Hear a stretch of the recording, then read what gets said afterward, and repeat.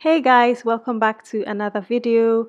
Today we will be using these beautiful tomatoes to make a tasty tomato soup, and we're going to be roasting everything. So we're going to be putting that into the pan that you see, and then I'll show you what to do next.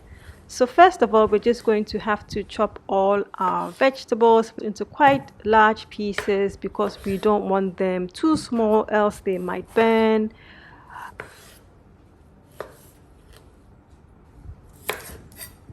By the way, a little bit of a char adds some flavor to the soup. So if some of your vegetables are a bit black, don't worry about it. What you don't want is all of your vegetables to be black.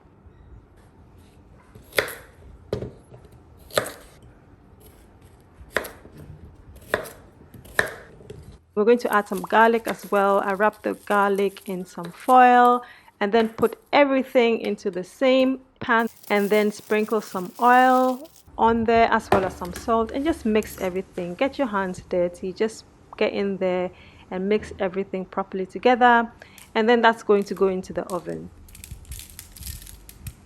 Let everything become soft. Now once all your vegetables are soft that a stick blender can do the job, then you know that you're ready to go. So then we're going to put all our roasted vegetables into a pot, and that's where we're going to use the stick blender to blend everything. Now you can also use a blender depending on what you want.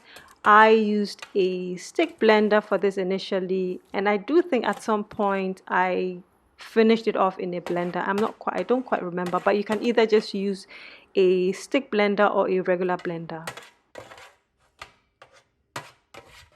We're of course also going to be adding the garlic that we roasted, and you can see how soft that is. I didn't use all of the garlic because that would have been a bit too much. And so we're just going to use our stick blender to blend everything together. Add the stock as well. If you want to keep this vegetarian, you can add in some vegetable stock or you can add some water, but then just make sure that you're seasoning your soup pretty well.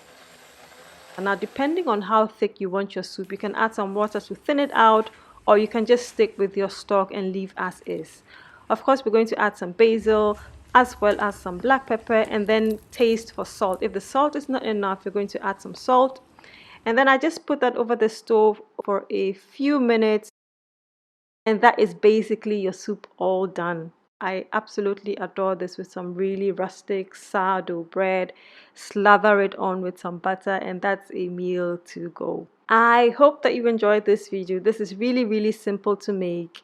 And if you do want to try, then the recipe will be up on gingerandseasalt.com as usual.